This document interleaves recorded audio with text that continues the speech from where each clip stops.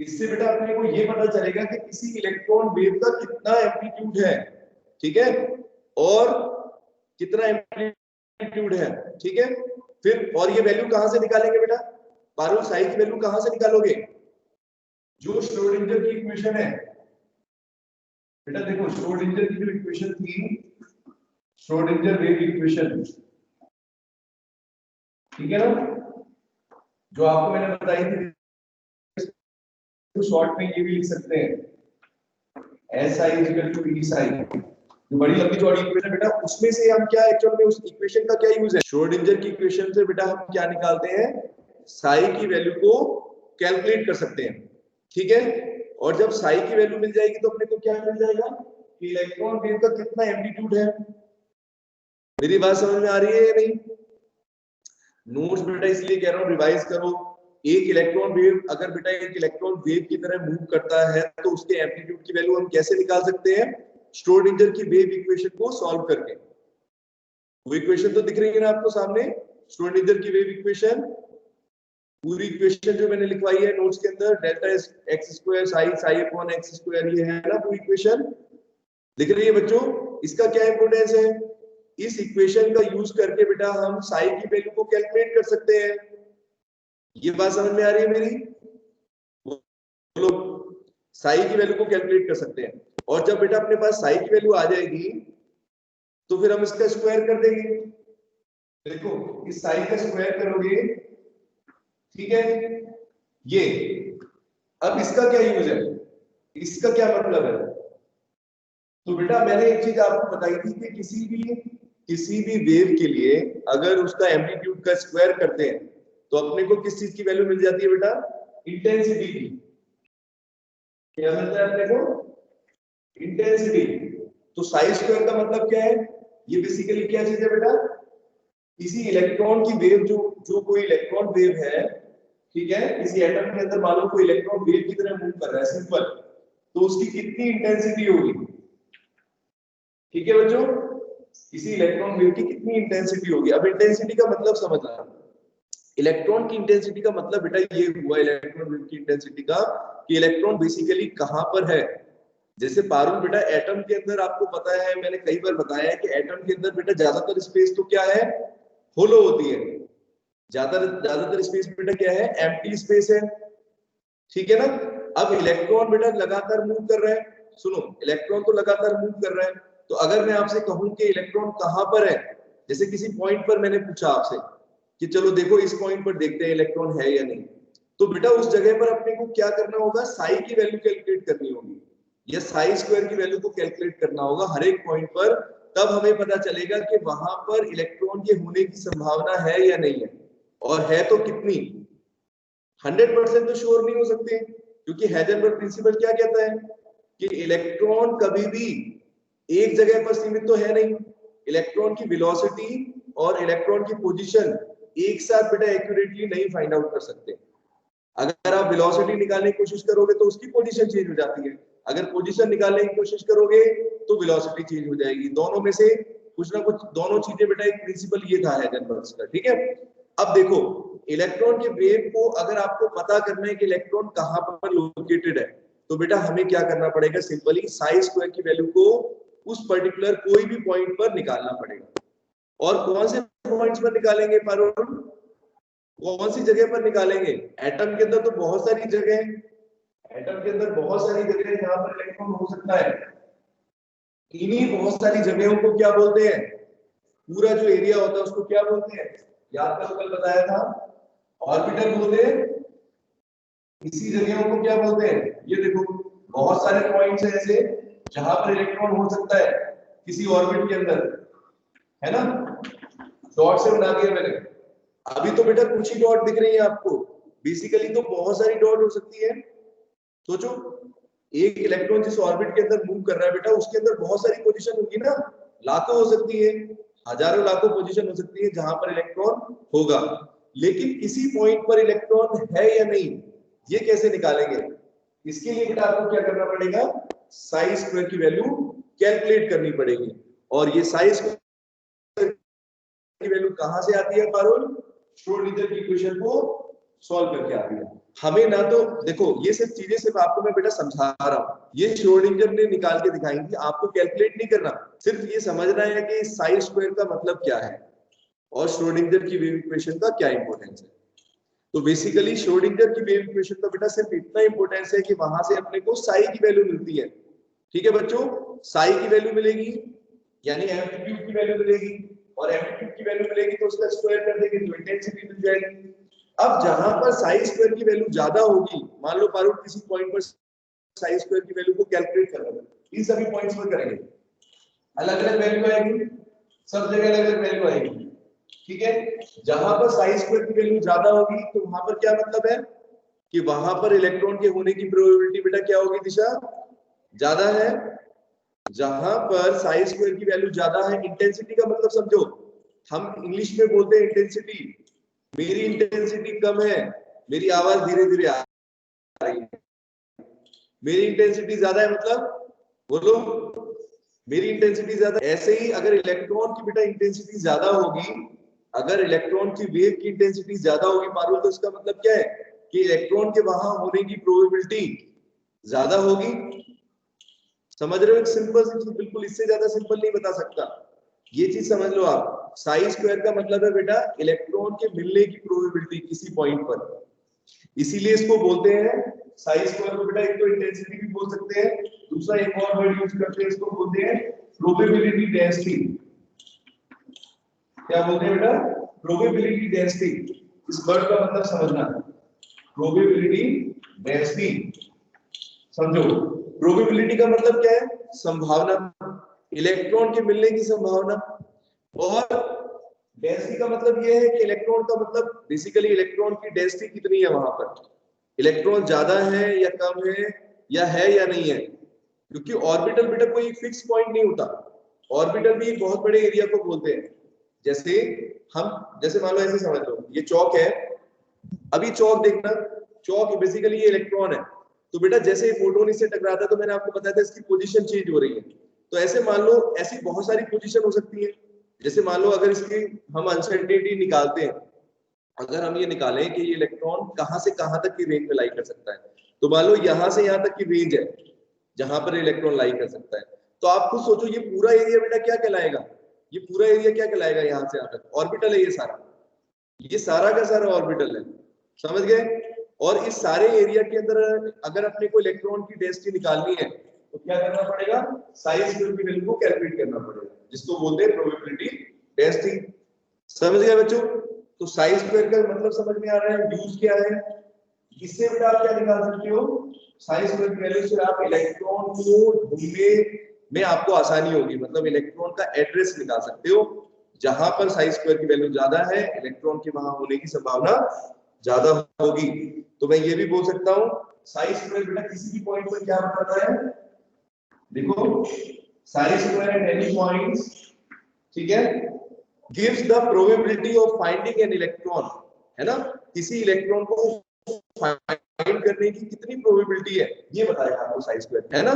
जहां पर साई स्क्वायर ज्यादा वहां पर इलेक्ट्रॉन के मिलने की संभावना ज्यादा, जहां साई स्क्वायर कम हो गया इसका मतलब इलेक्ट्रॉन वहां से निकल चुका है, क्योंकि मूव कर रहा है ना लगातार, इलेक्ट्रॉन उस जगह से हट गया, अब वो दूसरी पोजीशन पर चला गया। ठीक है बच्चों, तो Sai square at any point क्या करेगा, गिव्स द प्रोबेबिलिटी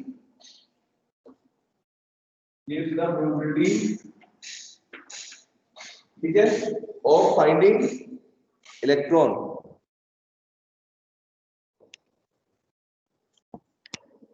ठीक है बेटा, इलेक्ट्रॉन को फाइंड करने की प्रोबेबिलिटी है ये, ठीक है, gives the probability of finding an electron. ठीक है बच्चों, बेसिक चीज समझ में आ गई। अब किसी को कंफ्यूजन नहीं होना चाहिए कि साई स्क्वायर का मतलब क्या है और प्रोबेबिलिटी डेंसिटी का क्या मतलब है, ठीक है। तो बेसिकली जो श्रोडिंगर ने बेटा क्या किया, देखो श्रोडिंगर ने बड़ी बड़ी कैलकुलेशंस करी, जो मैंने आपको इक्वेशन बताई वो इतनी बड़ी इक्वेशन है, देख रहे हो, तो कोई एक दिन का काम नहीं था, काफी साल बेटा उन्होंने स्टडी करी इसको, और फिर उन्होंने एक वेव इक्वेशन बनाई जिससे हम इलेक्ट्रॉन के मोशन को रिप्रेजेंट कर सके। उस इतनी बड़ी इक्वेशन में भी आपको दो चीज दिख रही है, मैंने कल बताया था उस इक्वेशन के अंदर आपको बेटा एक तो कोऑर्डिनेट्स दिखते हैं एक्स वाई जेड, क्योंकि इलेक्ट्रॉन बेटा मूव कर रहा है तो उसके कुछ ना कुछ कोऑर्डिनेट होंगे हर पॉइंट के ऊपर। कोऑर्डिनेट ज्योमेट्री पढ़ी है ना 10th क्लास में, तो उसमें कोई पॉइंट की क्या लोकेशन है, किसी पॉइंट की क्या लोकेशन है। अब एटम के अंदर तो बहुत सारी स्पेस है बता रहा हूं आपको, है ना, तो वो बेटा कोऑर्डिनेट्स क्या होंगे, इलेक्ट्रॉन के क्या कोऑर्डिनेट्स होंगे, एक तो वो चीज लिखी है उसमें, एक तो वो रिप्रेजेंट करता है इक्वेशन। दूसरा बेटा उसमें लिखा था E माइनस वी, अगर इक्वेशन को देखोगे तो उसमें देखो पीछे क्या दे रखा है, E माइनस वी। तो मैंने बताया था ये एनर्जी है, E का मतलब है बेटा टोटल एनर्जी और V का मतलब बताया था पोटेंशियल एनर्जी, है ना। तो बेसिकली दोनों को सब्ट्रैक्ट करोगे तो कौन सी एनर्जी मिलेगी दीपक, कौन सी एनर्जी मिलेगी, E माइनस वी का मतलब क्या है, E टोटल एनर्जी है, V पोटेंशियल है, तो E माइनस वी का मतलब क्या हो गया, कौन सी एनर्जी है, E माइनस वी कौन सी एनर्जी निकलने वाली है, कौन सी एनर्जी की बात कर रहा है, बेसिकली ये काइनेटिक एनर्जी है इलेक्ट्रॉन की। बोलो, जो इलेक्ट्रॉन वेव है बेटा कितनी स्पीड से चल रही है, किसी इलेक्ट्रॉन वेव की कितनी स्पीड है, यही तो डिनोट कर रहे हैं हम। E माइनस वी से बेटा हम एनर्जी निकाल सकते हैं, ठीक है। तो बेसिकली उन्होंने बेटा यहाँ पर पूरी इक्वेशन की फॉर्म में एक इक्वेशन बनाई जिससे ये पता चल सके एक तो इलेक्ट्रॉन की पोजीशन क्या है ना, इलेक्ट्रॉन कहाँ पर है और इलेक्ट्रॉन की कितनी स्पीड है, ये सब चीजें हम पता कर सकते हैं। तो श्रोडिंगर का बेटा ये बहुत इंपॉर्टेंस था और इसीलिए मैंने आपको बताया कि श्रोडिंगर की इक्वेशन पर ही हमने quantum mechanical model of atom को एक तरीके से बनाया है, ठीक है, सारी चीजें उस पर डिपेंड करती है। अब जैसे इसमें फिर मैंने आपको बताया था, एक तो यहाँ पर एक तो ऑर्बिटल बताया आपको किस तरह का एरिया है, ऑर्बिटल बेटा एक ऑर्बिटल वर्ड का मतलब समझो कहाँ से आया, ऑर्बिट से आया, क्योंकि ये तो आपको पता है कि इलेक्ट्रॉन किसी ऑर्बिट में मूव करता है, लेकिन बेटा उस ऑर्बिट में कोई फिक्स पोजीशन होनी चाहिए, मतलब कोई पॉइंट होना चाहिए ना जहां पर इलेक्ट्रॉन को ढूंढोगे। अब इलेक्ट्रॉन को ढूंढने के लिए आपको क्या करना पड़ा, एक पूरा एरिया जिसको बोल रहे हैं ऑर्बिटल्स, ऐसे बहुत सारे ऑर्बिटल्स हो सकते हैं जहां पर इलेक्ट्रॉन के मिलने की संभावना हो, है ना। जहां पर संभावना सबसे ज्यादा होगी, सुनना, संभावना सबसे ज्यादा जहां कहां होगी, किसी ऑर्बिटल में होगी, क्योंकि ऑर्बिट में ही रहता है, बेसिकली वो ऑर्बिट ही है। मैं जो बोलना चाह रहा हूँ वो एक ऑर्बिट है, लेकिन ऑर्बिट में भी बेटा काफी सारे पॉइंट्स हैं जहां पर इलेक्ट्रॉन मिल सकता है, ठीक है। तो कई बार बेटा बच्चों को ऑर्बिटल वर्ड का मतलब समझ में नहीं आता, 2-2 साल केमिस्ट्री पढ़ लेते हैं, अगर ऑर्बिटल पूछो तो ऑर्बिटल का मतलब क्या है, इसीलिए बार बार बोल रहा हूँ। ऑर्बिटल बेटा सिंपल क्या है, इलेक्ट्रॉन का एड्रेस है जहां पर इलेक्ट्रॉन को ढूंढ सकते हैं, ठीक है, जहां पर इलेक्ट्रॉन को मिलने की प्रोबेबिलिटी सबसे ज्यादा होगी, प्रोबेबिलिटी, ठीक है। प्रोबेबिलिटी इसलिए बोल रहे हैं क्योंकि कंफर्म नहीं है कि कहां पर है, ठीक है, लेकिन ये कह सकते हैं कि यहाँ पर अगर ज्यादा है साई स्क्वायर की वैल्यू तो यहाँ पर इलेक्ट्रॉन का मिलना की संभावना ज्यादा है, ठीक है, यहाँ पर ज्यादा, यहाँ कम है, किसी भी जगह पर देख सकते हैं। इसके बाद बेटा एक वर्ड लिखा हुआ है इलेक्ट्रॉन क्लाउड, यहाँ पर एक चीज और आती है इलेक्ट्रॉन क्लाउड। तो इलेक्ट्रॉन क्लाउड को कैसे समझोगे, इलेक्ट्रॉन क्लाउड का बेटा मतलब क्या है, वर्ड का मतलब समझो, क्लाउड ऑफ इलेक्ट्रॉन्स, मतलब बेसिकली इलेक्ट्रॉन के होने की क्या क्या जगह है उसको समझते हैं। तो अगर बेटा हम किसी 3 डायमेंशन में बात करें, एटम के अंदर एक 3 डायमेंशन स्पेस होगी, जैसे एटम कैसा है, एक स्फेरिकल शेप में, इस स्फेरिकल शेप के अंदर बहुत सारे शेल्स है बेटा, है ना, KLML शेल, बहुत सारे ऑर्बिट्स हैं, और इन ऑर्बिट के अंदर बहुत सारे इलेक्ट्रॉन्स हैं जहां पर इलेक्ट्रॉन हो सकता है। तो अगर बेटा हम सबको ऐसे ड्रॉ करें डॉट की फॉर्म में, ये देखो गेट डॉट की फॉर्म में अगर ड्रॉ करोगे तो क्या बन जाएगा आपका, इसको क्या बोलोगे, it is a electron cloud, ठीक है। तो इलेक्ट्रॉन क्लाउड बेटा डेफिनेशन क्या है, द रीजन ऑफ स्पेस, ऐसा स्पेस बेटा ऐसी जगह, ठीक है, जहां पर दिख रहा है ना आपको डायग्राम, क्या डायग्राम प्रॉपर दिख रहा है, डॉट बनाया मैंने, ठीक है, the region of space around the nucleus, एक न्यूक्लियस के चारों तरफ बेटा वो जगह, एटम के अंदर चारों तरफ वो जगह, न्यूक्लियस के चारों तरफ जहां पर इलेक्ट्रॉन मिल सकता है, which describes the probability of finding of an electron of given energy, मतलब इलेक्ट्रॉन जिसकी एक पर्टिकुलर फिक्स एनर्जी हो। ये तो आपने बोर मॉडल में भी पढ़ा है कि एक इलेक्ट्रॉन जैसे किसी ऑर्बिट में मूव करता है तो उसकी डेफिनेट एनर्जी होती है कि नहीं। तो इलेक्ट्रॉन की बेटा एक डेफिनेट एनर्जी होती है अपने ऑर्बिट में, लेकिन अगर हम सारे इलेक्ट्रॉन्स को ड्रॉ करें मतलब एक तरीके से डायग्राम के फॉर्म में, तो उसको बोलेंगे बेटा हम इलेक्ट्रॉन क्लाउड, ठीक है। तो इलेक्ट्रॉन क्लाउड एक स्पेस है, ठीक है, इलेक्ट्रॉन तो बेटा किसी एक जगह ही होगा, लेकिन अपने को ये नहीं पता कि किस जगह है। तो हम कौन कौन सी जगह ड्रॉ कर रहे हैं, ये जितनी डॉट है ये बेटा क्या रिप्रेजेंट कर रहे हैं पारुल? इसका मतलब ये है कि इलेक्ट्रॉन इतनी जगहों पर हो सकता है, यहां पर इलेक्ट्रॉन आपको मिलने की संभावना है। ठीक है, चांसेस है कि इलेक्ट्रॉन इन डॉट्स के अंदर, इन पॉइंट्स के ऊपर होगा, उसी को बोलेंगे इलेक्ट्रॉन क्लाउड।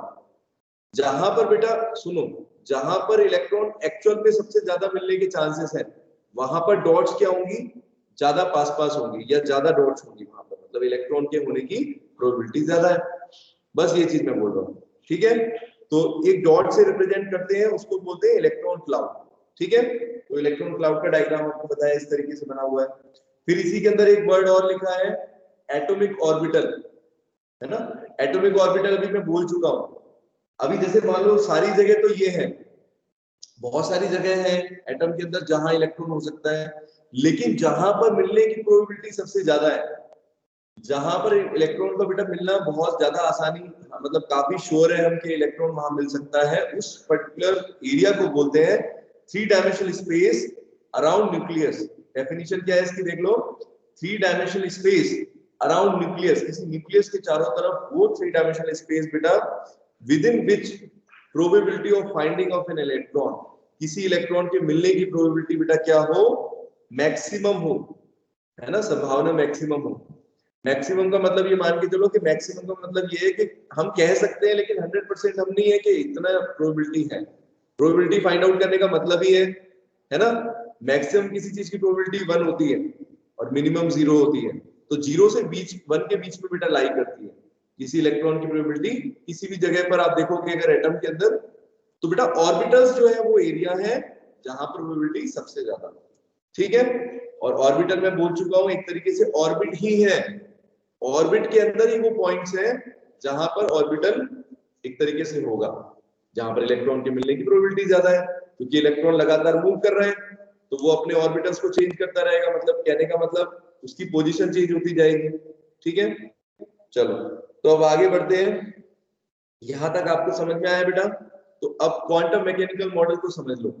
ठीक है, आज की क्लास का टाइम काफी वेस्ट हो गया, तो क्वांटम मैकेनिकल मॉडल के बेटा पॉइंट्स देखते हैं। सबसे पहले शुरुआत करेंगे, ये चीज तो आपने शुरू से ही पढ़ा है, बोर के मॉडल में भी पढ़ा कि किसी इलेक्ट्रॉन की एनर्जी बेटा क्या होती है, क्वांटाइज्ड होती है। मतलब ऐसा नहीं कि कोई भी इलेक्ट्रॉन कितनी भी एनर्जी के साथ मूव कर रहा है, कोई अफरा तफरी का माहौल नहीं है, ऐसा नहीं है। जैसे आप लोगों को एक पर्टिकुलर टाइम टेबल दिया है ना, इसके अकॉर्डिंग क्लासेस लग रही है, वैसे ही बेटा ये एक इलेक्ट्रॉन की एनर्जी भी क्या होगी, डेफिनेट होगी, है ना। उसी डेफिनेट एनर्जी को हम क्या बोल सकते हैं, क्वांटाइज बोल सकते हैं, क्योंकि इलेक्ट्रॉन जिस शेल के अंदर होता है, जैसे के शेल के अंदर है तो इतनी एनर्जी होगी, एल शेल के अंदर होगा तो बेटा इतनी एनर्जी होगी, एम के अंदर इतनी, एन के अंदर, इस तरीके से चलता है। तो इसका मतलब है इलेक्ट्रॉन की एनर्जी बेटा क्या है आयुष, क्वांटाइज्ड है। समझे मेरी बात? इलेक्ट्रॉन की एनर्जी बेटा क्या होगी, क्वांटाइज्ड होगा। फर्स्ट पॉइंट तो यही है, the electron in an atom can have only quantized value of energy. ठीक है, समझ गए? डेफिनेट एनर्जी भी बोल सकते हैं इसको, डेफिनेट एनर्जी भी बोल सकते हैं। ठीक है, क्वांटाइज्ड। अब बेटा ये जो डेफिनेट एनर्जी होगी, इसकी वैल्यू कहां से निकालोगे? जो क्वांटाइज्ड एनर्जी आ रही है कहां से निकालोगे? जो मैंने आपको बताया श्रोडिंगर की वेव इक्वेशन, ये जो कल पढ़ाई थी आपको, श्रोडिंगर की वेव इक्वेशन जो बड़ी लंबी चौड़ी इक्वेशन है, ठीक है, इस इक्वेशन से बेटा हम क्या निकाल सकते हैं, मैंने बोला था ना, एक तो पोजीशन निकाल सकते हैं और एक इससे एनर्जी निकाल सकते हैं, किसी इलेक्ट्रॉन की एनर्जी कितनी होगी। तो अपने को बेटा एनर्जी की वैल्यू कहां से मिलने वाली है, श्रोडिंगर वेव इक्वेशन से हम कैलकुलेट कर सकते हैं। ठीक है, और कैसे वो भी बताया, साई से आपको क्या मिल जाएगा, साई से बेटा आपको क्या मिल जाएगा, यहाँ पर कहां गया साई, एम्पलीट्यूड मिल जाएगा, और साई का जब स्क्वायर कर दोगे तो इंटेंसिटी मिल जाएगी। ठीक है, तो बेसिकली ये पता चल जाएगा ये इलेक्ट्रॉन यहाँ पर कितना, इसकी जितनी ज्यादा इंटेंसिटी है उतना ज्यादा प्रोबेबिलिटी है। ठीक है, तो इस तरीके से बेटा हम निकाल सकते हैं साई स्क्वायर की वैल्यू को, और ये चीज मैं आपको समझा चुका हूँ। आगे क्या लिखा है, अब बेटा एक चीज और लाइन लिखी है इसमें आगे, सिंस द इलेक्ट्रॉन, कुछ पॉइंट्स तो मैं बता चुका हूँ आपको, ये देखो 2-3 पॉइंट जो है ये मैं बता चुका हूँ। ठीक है, अगला लिखा है since the electron can have only, can have many. देखो इलेक्ट्रॉन की बेटा क्योंकि पोजीशन बहुत सारी हो सकती है ना, देखो मैंने बताया यहाँ पर पॉइंट्स की फॉर्म में ड्रॉ कर रहा हूँ तो बहुत सारी डॉट दिख रही है बेटा, और इससे ज्यादा डॉट्स हैं, अभी मैंने ड्रॉ नहीं करी है इसमें। तो इसका मतलब बेटा क्योंकि इलेक्ट्रॉन की बहुत सारी पोजीशन हो सकती है, तो इसका मतलब आप क्या बोल सकते हो कि एटॉमिक ऑर्बिटल भी बहुत सारे हो सकते हैं बेटा। ठीक है Deepak, an electron can have number of atomic orbitals. ठीक है, there are many atomic orbitals in an atom. बच्चों ये बात समझ में आ रही है? क्योंकि एटम की इलेक्ट्रॉन की पोजीशन बेटा लगातार चेंज हो रही है, तो इसीलिए एटम के हम जो ऑर्बिटल्स बोल रहे हैं वो भी बहुत सारे हो सकते हैं। ठीक है, एक ऑर्बिटल की एनर्जी अलग होगी, दूसरे ऑर्बिटल की एनर्जी अलग होगी, तीसरे की अलग होगी, है ना, अलग अलग एनर्जी लेवल्स होंगे, है कि नहीं? समझ रहे हो मेरी बात? अभी धीरे धीरे सारी चीज क्लियर होगी। देखो जैसे शेल्स की बात करते थे हम, मैंने आपको बताया था ना के शेल की एनर्जी एल की है, तो बेटा बेसिकली क्या है कि इन शेल के भी हिस्से होते हैं, इन शेल के अंदर भी बेटा पोर्शंस होते हैं जहां पर इलेक्ट्रॉन के मिलने की संभावना है ना। उसी के हिसाब से हम बोलेंगे कि भाई इस शेल की एनर्जी, इसके भी सब शेल्स है, अभी वही आने वाला है, सब शेल्स का मतलब समझाऊंगा। तो अभी ऑर्बिटल्स मतलब यही चीज है, सब शेल्स ही बोल सकते हैं उसको। ठीक है, तो ये बेटा एटॉमिक ऑर्बिटल हो गए हमारे। ठीक है, इसके बाद और क्या चीज लिखी है? Orbital wave function. देखो इसको साई को एक और वर्ड भी यूज करते हैं साई को रिप्रेजेंट करने के लिए, यहाँ पर साई बेटा जो लिखा है, ठीक है, साई को हम ये भी बोल सकते हैं ऑर्बिटल वेव फंक्शन। क्या बोल सकते हैं बेटा? Orbital wave function. ऐसा क्यों? ऑर्बिटल तो वर्ड समझ में आ रहा है आपको, है ना, ऑर्बिटल की एनर्जी निकाल रहे हो। ठीक है, और वेव फंक्शन का मतलब क्या हो गया? क्योंकि इलेक्ट्रॉन वेव की तरह चल रहा है, तो मैंने बताया श्रोडिंगर की इक्वेशन खुद ही वेव फंक्शन थी। फंक्शन मैंने आपको 11th क्लास में आपके उसमें पढ़ रहे हो, मैथ में बेटा फंक्शंस पढ़ते हो ना, रिलेशन फंक्शन सर ने बताए होंगे आई थिंक फर्स्ट चैप्टर के अंदर, है ना, सेट्स के अंदर है ना, फंक्शंस के बारे में पहुंच गए वहां तक। तो फंक्शन का मतलब क्या होता है? जैसे मान लो अगर आपको साई की वैल्यू निकालनी है, तो आप एनर्जी की वैल्यू निकालो उससे, मतलब दो के बीच में संबंध, एक तरह का रिलेशन, वही फंक्शंस कहलाता है। तो उसी में अगर हम बोलेंगे वेव फंक्शन, तो वेव फंक्शन क्या हो गया? क्योंकि कोई वेव की बात कर रहे हैं तो वेव फंक्शन कहलाएगा। और ऑर्बिटल से जुड़ा हुआ है ना, ऑर्बिटल का अगर वेव फंक्शन है तो बेटा उसको क्या बोल सकते हो? Orbital wave function. तो ये साई को हम क्या बोल सकते हैं बेटा? It is also called orbital wave function. क्या बोलते हैं इसको? ये ऑर्बिटल का वेव फंक्शन है। ठीक है, तो एक तो साई का मतलब है एम्पलीट्यूड दिखाता है, किसी इलेक्ट्रॉन की वेव की एम्पलीट्यूड दिखाएगा, इसके साथ साथ उसका नाम क्या होगा? उसको हम बोल सकते हैं ऑर्बिटल वेव फंक्शन है। ठीक है, तो इस तरीके से बेटा देखो साई की वैल्यू आपको क्या चीज दिखा रही है? ऑर्बिटल वेव फंक्शन भी उसको हम बोल सकते हैं। हर एक ऑर्बिटल का बेटा अपना खुद का ही फंक्शन होगा, है ना, जिसको ऑर्बिटल वेव फंक्शन हम बोल रहे हैं। और ये मैंने डेफिनेशन में आपको बताई था, wave function of any electron in an atom, किसी इलेक्ट्रॉन की वेव इक्वेशन जो है वही कहलाती है ऑर्बिटल वेव फंक्शन। ठीक है, इक्वेशन को ही बोल सकते हैं वेव फंक्शन है। जो हमने इक्वेशन मैंने बताई ना श्रोडिंगर की थी, उसी इक्वेशन को बेटा क्या बोलते हैं? Wave function. और अगर इलेक्ट्रॉन पर अप्लाई कर दोगे तो इलेक्ट्रॉन वेव इक्वेशन हो गई। ठीक है, तो बेसिकली जो डेफिनेशन, जो पूरा जो हमने श्रोडिंगर की इक्वेशन पढ़ी, क्योंकि उसका यूज हम बेटा कहां पर कर रहे हैं? किसी इलेक्ट्रॉन पर अप्लाई कर रहे हैं, तो इसीलिए उसको बोलेंगे ऑर्बिटल वेव फंक्शन। ठीक है, आया बेटा इतना समझ में? ये सारी चीजें जो हम पढ़ रहे हैं वो क्या है? क्वांटम मैकेनिकल मॉडल के अंदर है। हम ये देखने की कोशिश कर रहे हैं बेटा, देखो अब मैं थोड़ा सा आपको, और अब टाइम भी हो ही गया है, तो अब मैं आपको सिर्फ ये चीज समझा रहा हूँ बेटा कि बोर मॉडल में और इस मॉडल में क्या क्या चीज आपको डिफरेंस दिख रही है।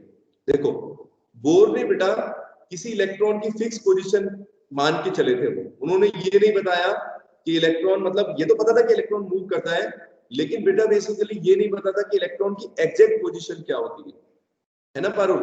तो लेकिन एग्जैक्ट तो अभी अभी भी हमें नहीं पता, लेकिन हमने एक तरीका निकाल लिया बेटा दिशा, हमने एक तरीका निकाल लिया कि जिससे हम ये पता कर सके कि इलेक्ट्रॉन बेसिकली, हम ये पता कर पाए कि कम से कम इतना तो एरिया हो अपने अंदर जिसमें पता हो कि इलेक्ट्रॉन यहाँ पर मिल सकता है ना। तो वो चीज बेटा जो है, जो बोर के मॉडल में नहीं हो पाई। तो बोर ने एनर्जी बताई, वेलोसिटी बताई, सब चीज बताई, लेकिन उन्होंने ये मान के चले कि इलेक्ट्रॉन एक जगह लोकेशन नहीं बता पाए, वो इलेक्ट्रॉन की लोकेशन नहीं पता थी, और अपने को शेप भी नहीं पता था कि इलेक्ट्रॉन का बेसिकली जिस जगह पर इलेक्ट्रॉन है तो उसका शेप क्या होगा, ठीक है, जिसको ऑर्बिटल्स की बात करेंगे। तो अभी ऑर्बिटल्स के भी अगर नोट्स आप लोगों ने पूरे किए हो तो देखा होगा बेटा कई सारे ऑर्बिटल्स होते हैं, है ना बेटा, एस ऑर्बिटल, पी ऑर्बिटल, ये कल की क्लास में कवर करेंगे। आप लोग बेटा रिक्वेस्ट है मेरी, होमवर्क कंप्लीट करो, नोट्स को अच्छे से रिवाइज करो जिससे आपको समझ में आए। नहीं तो बेटा ये चैप्टर ऐसा है कि आसानी से समझ में नहीं आएगा अगर आप लोग स्किप करोगे क्लासेस को, ठीक है। अभी कुछ बच्चे अब्सेंट हो गए आज फिर क्लास के अंदर या लेट ज्वाइन कर रहे हैं, तो बेटा ऐसा मत करो हृदयश्री, ठीक है, क्लास रेगुलर अटेंड करो, नहीं तो बेटा बहुत पीछे रह जाओगे, ठीक है। मुश्किल आप ही लोगों के लिए होने वाली है। और नोट्स को भी टाइम से कंप्लीट करो, ठीक है। होमवर्क डेली करना है जो भी आपको दिया जाए। आज का होमवर्क क्या है? आज का होमवर्क वही है जो कल का पीछे रह गया, एक तो वो करना है और नोट्स को रिवाइज करना है। कल मैं आपसे पूछूंगा, देखो 2 टॉपिक अच्छे से पढ़ोगे, एक तो quantum mechanical model of atom, बल्कि लिखने के लिए दे दूं क्या पारुल, अलग से रफ में लिखने के लिए दे दूं, कर लोगे? क्वांटम मैकेनिकल मॉडल के पॉइंट्स लिखना, मेन पॉइंट्स, ठीक है। क्वांटम मैकेनिकल मॉडल के पॉइंट्स लिखना नोट्स में से देख के, लेकिन पहले पढ़ना है, देख देख के मत उतारना, कॉपी पेस्ट मत करना, पहले समझना फिर लिखना सोच के कि हम क्या लिख रहे हैं, ठीक है बेटा। इस तरीके से आपको रिवाइज होगा, रफ में करना है, फेर में मत करना, नोट्स अलग रहने दो, ठीक है बच्चों, ओके। हृदयश्री समझ में आ गया बेटा? हाँ सभी बच्चों को बोल रहा हूँ मैं, ध्यान रखना। कल आपका अभी तो टाइम नहीं हुआ आपका, अभी तो है, सॉरी, है ना। हाँ बोलो बेटा। सर वो असाइनमेंट्स में कुछ वो टेस्ट के सब्जेक्ट आए, वो टेस्ट कब होंगे? असाइनमेंट में टेस्ट, हाँ वो टेस्ट में आया सर वो सब्जेक्ट, तो टेस्ट कब होंगे? आपको टेस्ट टेस्ट का पूछ रहे हो? हाँ हाँ तो टेस्ट हाँ लेते सर। हैं ना बेटा, बताओ आप लोग कब दोगे टेस्ट, बताओ मुझे। नहीं सर, पूछ रहे हैं हम, उसमें वो आए सब्जेक्ट इसलिए। मतलब समझा नहीं मैं, कौन से आए, कौन से सब्जेक्ट आए बेटा? अभी टाइम नहीं हुआ क्लास का, सॉरी मुझे ध्यान नहीं रहा। आपकी तो 11:15 बजे क्लास है, तो अभी टाइम है अपने पास, ठीक है, तो आगे भी पढ़ेंगे। हाँ बोलो सुनील, क्या कह रहे हो बेटा, कौन से टेस्ट का पूछ रहे हो? असाइनमेंट मिला है क्या आपको कोई?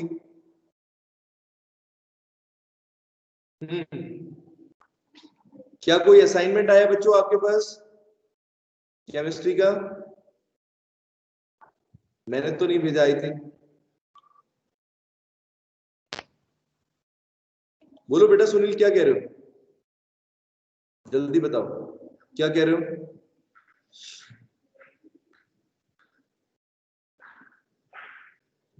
पहले बेटा मेरी बात सुनो, जिन बच्चों ने होमवर्क नहीं किया सबको समझ में आ रही है मेरी बात?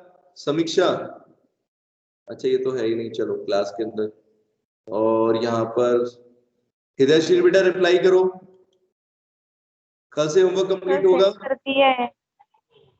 यस कर सर। दिया है, टाइम से करना है बेटा सबमिट, ठीक है। अरे वो भाई होंगे लोग नलित होंगे लगे, उनसे नाम पूछ नहीं रहेगा, ठीक है। हाँ बेटा ठीक है। और कौन बच्चे हैं? सत्यम आप भी बेटा क्लास के अंदर हो? सत्यम विश्वकर्मा, यस हाँ बेटा आप क्लास के अंदर क्यों नहीं आते हो रेगुलर? क्लास रेगुलर लो ना बेटा, समझ में कैसे आएगा आपको फिर? रेगुलर ही तो है सर, रेगुलर तो आ रहे हैं। रेगुलर आ रहे हो? अभी आज आपको मैंने कॉल किया बाद में, भूल गए क्या? हैं? सर आपको रेगुलर टाइम हो गया था इसलिए हम बाहर निकल गए थे। ऐसे मत करो ना, वो बेटा पता है क्या था, यहाँ पर थोड़ा नेटवर्क का इशू था बेटा, ठीक है, तो रिकनेक्ट कर रहा था मैं। क्लास तो आपकी होगी, कभी भी टीचर अपसेंट नहीं हो सकता पारुल, बच्चे अपसेंट हो जाएंगे, टीचर अगर अपसेंट होगा तो वो पहले बताएगा कि मेरे को ये काम है कि नहीं है? इस टीचर और स्टूडेंट में यही डिफरेंस होता है, स्टूडेंट जब चाहे मर्जी छुट्टी कर सकते हैं, नहीं करनी चाहिए ऐसे। कोई भी बच्चा मेरे ग्रुप में इस क्लास के अंदर कोई भी बच्चा छुट्टी लेगा या जिसको क्लास नहीं लेनी है वो पहले बताएगा, व्हाट्सएप पे मैसेज शेयर करोगे कि सर आज हम क्लास नहीं ले पाएंगे इस वजह से, ठीक है। तो बिना बताए जिसने छुट्टी करी बेटा वो ठीक नहीं होगा, फिर मैं पेरेंट्स को कॉल करूंगा आपके, ठीक है। तो आप देखो आज 2-3 बच्चे क्लास के अंदर नहीं है, अक्षय, दीप्ति, साक्षी और समीक्षा, ये 4 बच्चे नहीं है, ठीक है, तो इनके सर पेरेंट्स अक्षय को तो कॉल काम करने वाले। पे है। हाँ बेटा सुनील बोलो। अक्षय का तो काम है घर पे। अक्षय का काम है, लेकिन अक्षय को मैसेज देना चाहिए ना, जो भी काम हो। आई थिंक उसने मैसेज दिया होगा, देख लूंगा मैं। लेकिन मैसेज बेटा आपको देना है, क्लास नहीं लेनी कोई बात नहीं, आप क्लास को बाद में रिकॉर्डेड क्लास को देख लो, वो आपके पास ऑप्शन है। लेकिन आप इन्फॉर्म जरूर करोगे स्कूल को, टीचर को इन्फॉर्म करोगे कि सर आज हम इसलिए नहीं ले पाए क्योंकि ये काम था अपने। ठीक है, तो बेटा थोड़ा सा मैं आपको और करा देता हूँ, क्वांटम मैकेनिकल मॉडल पढ़ा देता हूँ। ठीक है, तो क्वांटम मैकेनिकल मॉडल के बेटा कुछ पॉइंट्स देखते हैं, कहां कहां पर अप्लाई करेंगे। ये पॉइंट्स तो मैंने आपको बताया, जितनी चीजें बताई है, साई का मतलब क्या है, साई स्क्वायर का मतलब क्या है। एक हेडिंग बेटा लिखिए नोट्स के अंदर, देखो applications of Schrodinger wave equation to hydrogen atom. मिल रहा है क्या सबको? नोट्स के अंदर है, एक तो क्वांटम मैकेनिकल मॉडल है, वो तो पढ़ा दिया अभी, समझ में आया होगा आई थिंक, है ना। अगला बेटा लिखा है application of Schrodinger wave equation to hydrogen atom. Hydrogen के एटम के अंदर अगर बेटा देखेंगे कैसे अप्लाई करेंगे, जैसे देखो बोर ने अपना जो एटॉमिक मॉडल दिया था वो किसके रेस्पेक्ट में दिया था, हाइड्रोजन के एटम में दिया था ना। उसी चीज को हम देखते हैं अगर श्रोडिंगर की वेव इक्वेशन को कैसे अप्लाई करेंगे। जैसे फर्स्ट इसमें बेटा देखेंगे, when Schrodinger wave equation is solved from hydrogen atom, अगर इस वेव इक्वेशन को बेटा सॉल्व करेंगे तो अपने को क्या चीज मिलने वाली है, मैंने बताया था, एक तो साई की वैल्यू मिलेगी आपको, साई स्क्वायर की वैल्यू मिलेगी, और एक एनर्जी मिलेगी। ठीक है, एनर्जी मिलेगी आपको। ये दो चीजें आपको जरूरी है, एक तो साई स्क्वायर और एनर्जी। इन सारी वैल्यू को बेटा हम क्या बोलते हैं, आइजन वैल्यू। अभी आइजन वैल्यू क्या है, ये बेटा बेसिकली एक वर्ड होता है आइजन वैल्यू या आइजन वेक्टर्स। जैसे कुछ इक्वेशंस होती हैं, डिफरेंशियल इक्वेशन है ये आपको 12th क्लास में पढ़नी है।